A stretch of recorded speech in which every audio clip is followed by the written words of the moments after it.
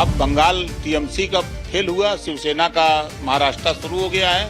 अब उसको खत्म होते ही यहाँ ये देखिएगा, आप ही लोगों के टीवी पे चलेगा स्क्रीन पर कि समाजवादी पार्टी में भारी टूट।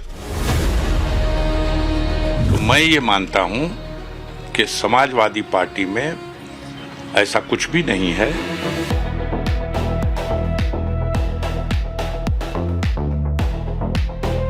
गाना और गाना कब तक चलेगा ये अफसाना? कौन जाता थे? ये बेईमान है और बेईमानी उनके खून में है। देश में मॉनसून से पहले ऑपरेशन मॉनसून लॉन्च हो गया है। किसने किया क्षेत्रीय दलों के दी एंड का काउंटडाउन शुरू, यही आपको बताऊंगी। फ्रांस के एवियन में वैश्विक कूटनीति की तस्वीरें सामने आ रही है। उधर भारत में सियासी चाणक्य नीति की कहानी चल रही है।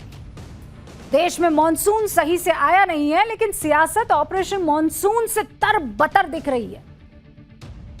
हमारे दूसरे चैप्टर की दूसरी ही लाइन में आपके मन में पहला सवाल आ गया होगा, मैडम ये ऑपरेशन मॉनसून क्या है, बताती। अभी कौन सा महीना चल रहा है? जून। अगला महीना कौन सा है? हाँ भाई, अगला महीना कौन सा है? जोर से बोलो। जुलाई। तो अब जुलाई के महीने के बीच में देश की संसद का सत्र शुरू हो जाएगा, जब हमारे सांसद करीब 1 महीने के लिए जुटेंगे संसद में और मुद्दों पर बहस करेंगे, बिल पर चर्चा होगी, कई कानून बनाए जाएंगे। अब क्योंकि जुलाई के महीने में भारत में मॉनसून आता है, तो संसद के इस सत्र को मॉनसून सत्र कहते हैं। अब ऑपरेशन मॉनसून क्या है, इसका जवाब थोड़ा लंबा है, इसीलिए फोन वोन सब साइड में रख लीजिए। तसल्ली से समझाऊंगी, तसल्ली से समझिए, लेकिन उससे पहले ये ट्रेलर।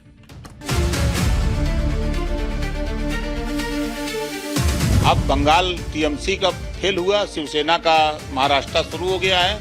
अब उसको खत्म होते ही यहाँ ये देखिएगा, आप ही लोगों के टीवी पे चलेगा स्क्रीन पर कि समाजवादी पार्टी में भारी टूट। तो मैं ये मानता हूं कि समाजवादी पार्टी में ऐसा कुछ भी नहीं है।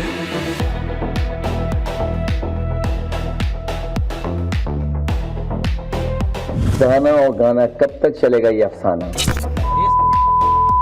कौन जाता थे? ये बेईमान है और बेईमानी उनके खून में है। सांसदों के पाला बदलने से आवाज दब नहीं रही है, ये आवाज तेज ही होगी।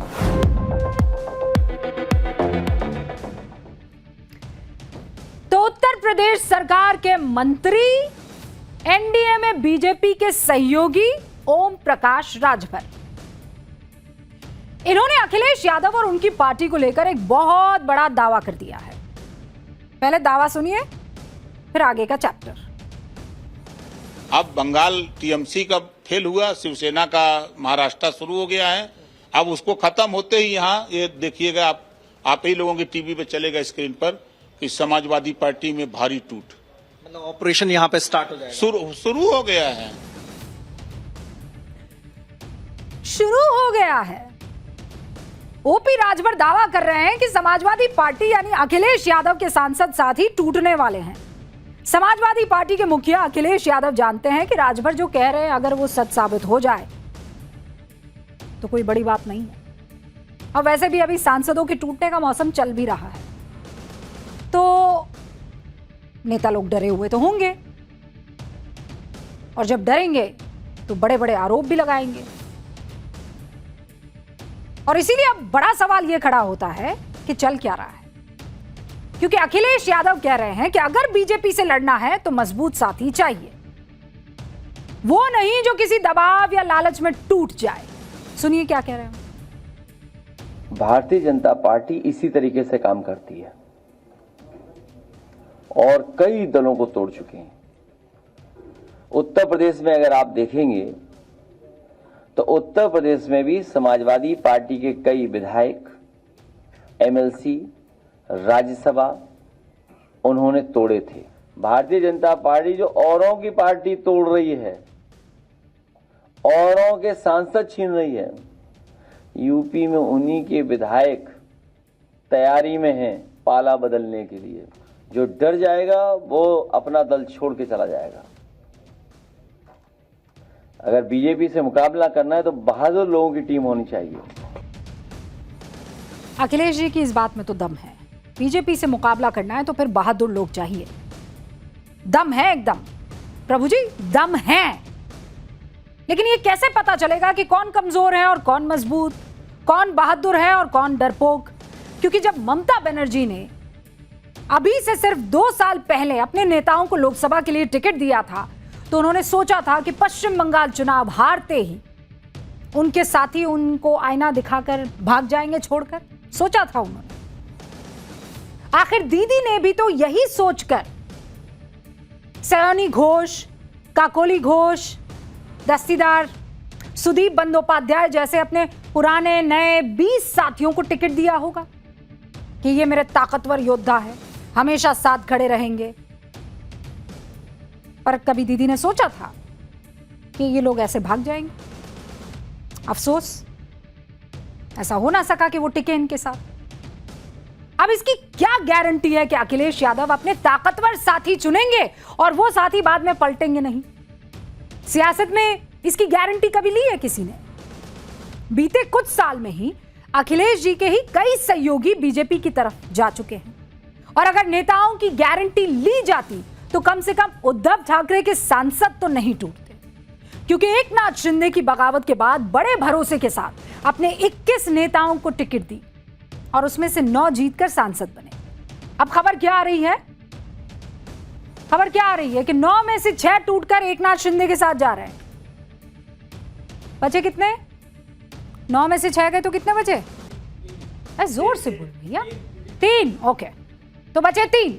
जाहिर है उद्धव ठाकरे और उनके अभी तक खास बने हुए नेता नाराज चल रहे हैं। और नाराज इतने कि संजय राउत अपने शब्दों पर कंट्रोल नहीं कर पा रहे, अपने ही सांसदों को गंदी गाली दे रहे हैं, अपशब्द दे रहे हैं।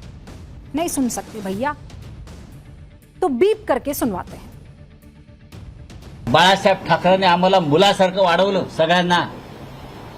हा, उद्धव ठाकरेंनी आमच्यावरती सातत्यानं भावासारखं प्रेम केलं। हे कोण जातायत हे? नहीं, डोंट कट, ये कट मत करना। ये बेईमान है और बेईमानी उनके खून में है।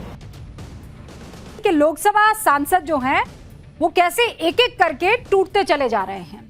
आप ठीक करें, तब तक मैं आती हूं। टीएमसी के 20 लोकसभा सांसद टूटे हैं। कहां जा रहे हैं? नई पार्टी, उसको ज्वाइन कर लिया है। एनडीए में उद्धव की शिवसेना के 6 सांसद टूट रहे हैं। खबर ये आ रही, उनके किसी पार्टी में जाने की खबर है, लेकिन कौन सी पार्टी ये नहीं जानते। एनडीए के साथ खड़ी शिंदे की शिवसेना में इस वक्त जो है बगावत मची हुई है। एनडीए क्या है? बीजेपी के नेतृत्व वाला गठबंधन है। मोदी सरकार के समर्थन में ये सबके सब खड़े दिखाई दे रहे हैं। जो सांसद बड़े पैमाने पर विपक्ष को छोड़कर सरकार की तरफ जाना चाहते हैं, उनका तर्क है कि सत्ता पक्ष में रहने से इलाके में कामकाज बेहतर होगा। अगर आप सत्ता में रहेंगे तो विपक्ष में सिर्फ सियासत में वक्त जाया हो रहा है, और इसीलिए अगर हम सत्ता के साथ रहेंगे तो हम जो जनता से हमारी जवाबदेही है उसका रिश्ता और मजबूत कर पाएंगे। पर क्या सिर्फ मामला इतना भर है या कहानी कुछ और है? दरअसल अभी जो मॉनसून सत्र आने वाला है, उससे पहले एक स्पेशल सत्र केंद्र सरकार ने संसद का बुलाया था। उस सत्र में महिला शक्ति विधेयक पेश किया गया। उस विधेयक के पास होने के लिए 2/3 बहुमत चाहिए था, यानी 352 उस वक्त आपको चाहिए था, और तब सरकार के पास सिर्फ 298 सांसद थे। 54 लोकसभा सांसदों की कमी सरकार को उस वक्त पड़ गई। अब ये 2 महीने पुरानी बात है, 2 महीने बीते हैं। आज की तारीख में स्थिति बदलती हुई दिख रही है, और वो कैसे बदल रही है आपको समझा दूं। टीएमसी के 20 सांसद विपक्ष को छोड़कर सत्ता पक्ष की तरफ आ चुके हैं। मतलब 54 में से 20 सत्ता पक्ष में आ गए, कम पड़ गए 34। उद्धव गुट के 6 सांसदों का एनडीए में आने का जो जानकारी और जो खबर है वो इसमें और एडिशन कर रही है।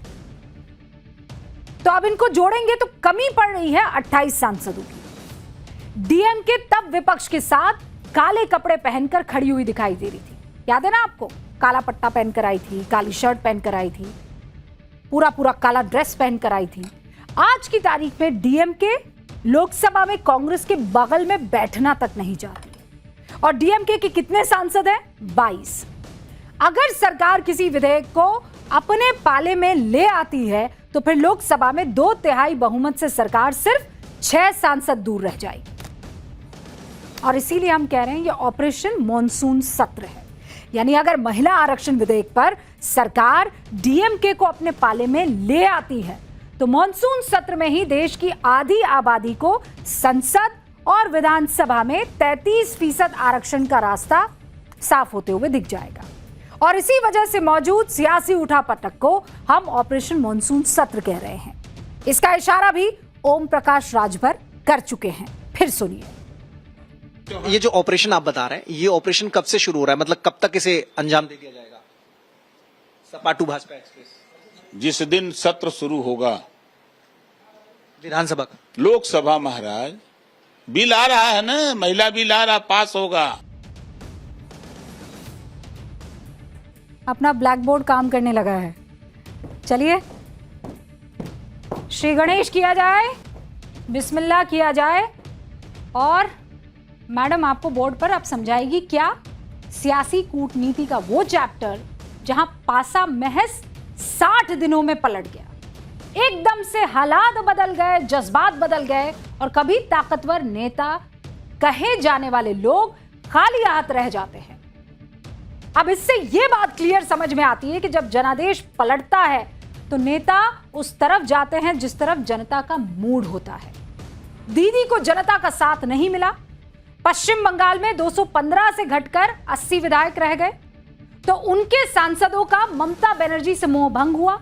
उद्धव ठाकरे को महाराष्ट्र विधानसभा में जनता ने नकार दिया तो अब सांसद भी पाला जो है वो बदल रहे हैं। तो आज की असल हकीकत यही है, विपक्ष इसे नहीं माने कोई बात नहीं, लेकिन इस बात को समझना होगा कि उनके साथ जो मौजूद सांसद है, जो जनता के बीच में जाते हैं, उनको समझ में आ रहा है कि हालात और जज्बात क्यों बदलने हैं। सरकार लोकतंत्र को खत्म करने की साजिश रच रही है, ये बात सही है, या फिर ये कि चुने गए सांसद और विधायकों को समझ में आ रहा है कि जनता को क्या चाहिए। सुनिए आप पहले ये बयान। ये जो देश में लोकतंत्र को ख़त्म करने के लिए विपक्ष को तोड़ा जा रहा है, डराया जा रहा है, धमकाया जा रहा है, ये लड़ाई अंतिम दौर में है। अब